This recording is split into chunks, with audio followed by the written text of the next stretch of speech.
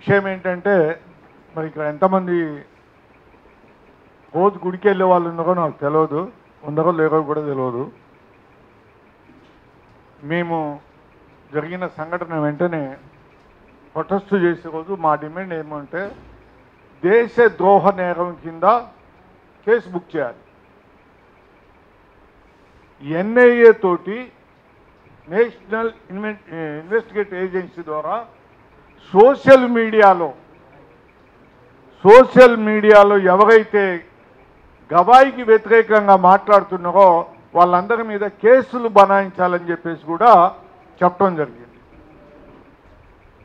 Social మీడియాలో ఇప్పుడు చెప్పాడు స్కేలప్ బాబు, అడ్వకేట్లకు బుద్ధి లేదా? న్యాయ శాస్త్రాన్ని చదువుకున్న వాళ్ళు మనువాదం తలకెక్కి అడ్డగోలుగా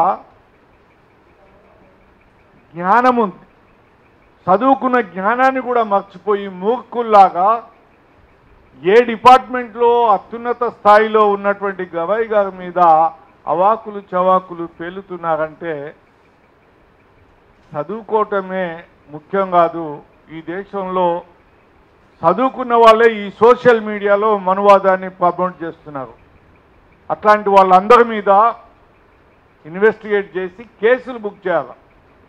లేనట్టయితే అనునిత్యము సోషల్ మీడియాని వాడుకొని సామాన్య ప్రజల్ని తప్పుదోవ పట్టించేటువంటి విషయం మనకు కనపడతా ఉంది. తమ్ముడు చెప్తూ ఒక విషయం చెప్పాడు స్కేలప్ బాబా. ఈ కేసు ఎక్కడి నుంచి స్టార్ట్ అవ్వాలి? మధ్యప్రదేశ్ హైకోర్టు నుంచి స్టార్ట్ అవ్వాలి. వాడు ఎలా డైరెక్ట్గా సుప్రీంకోర్టుకి ఈ కేసు తీసుకొచ్చిండు? సెప్టెంబర్లోనే సమాధానం చెప్పిండు. ఇది ఆర్కియాలజీ డిపార్ట్మెంటు పరిధిలో ఉన్నది, దీన్ని కదిలించేటువంటి హక్కు సుప్రీంకోర్టు కానీ ఇంకోళ్ళు కానీ అతికిచ్చేది ఇచ్చేసేది మాకు పవర్స్ లేవు, మీరు వెళ్ళి ఆర్కియాలజీ డిపార్ట్మెంట్లోనే మాట్లాడండి అని చెప్పారు. అయినా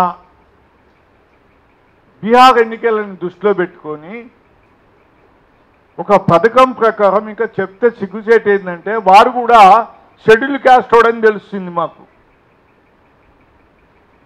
అమాక్ ప్రసాద్ లాంటి ఒక షెడ్యూల్ క్యాస్ట్ వాడు చెప్పేసినాడు.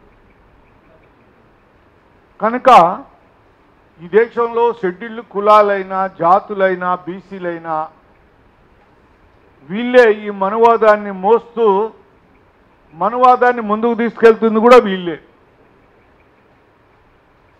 కనుక మిత్రులారా, మా సొసైటీ తరఫున కంటిన్యూగా మేము ఈ విషయాన్ని ఖండిస్తున్నాం. మా మూడే డిమాండ్లు: ఒకటి, వాడి మీద దేశద్రోహం కేసు పెట్టాలి. ఎందుకు దేశద్రోహం కేసు పెట్టాలంటే న్యాయస్థానాలు చట్టాలు ఎప్పుడైతే పార్లమెంటు తన విధి నిర్వహణ సరిగ్గా జరగదో అప్పుడు సిటిజన్ ఆఫ్ ఇండియా ఎక్కడికి వెళ్తాడంటే సుప్రీంకోర్టుకి వెళ్తాడు. Supreme court is the powerful then the parliament. అంతేకాదు సోషల్ మీడియాలో గవాయి గారి మీద తప్పుడు రాతలు రాస్తున్న వాళ్ళని కానీ పోస్టులు పెడుతున్న వాళ్ళందరి మీద కేసులు బుక్ చేసి ఇన్వెస్టిగేట్ చేయాలి. మోడీ గారు నిజంగా ఆయనకు చిత్తశుద్ధి ఉండి క్షమాపణ చెప్పినట్టయితే ఈ రెండు విషయాలను కూడా తక్షణమే అమలు చేసి భవిష్యత్తులో ఇంకా ఎప్పుడు కూడా ఇట్లాంటి న్యాయస్థానాలలో ఇట్లాంటి జరగకుండా చూడాలని చెప్తూ మరి ఇచ్చిన ఈ అవకాశానికి మీకు ధన్యవాదాలు తెలియజేసుకుంటూ సెలవు తీసుకున్నా. జై హింద్, జై భారత్.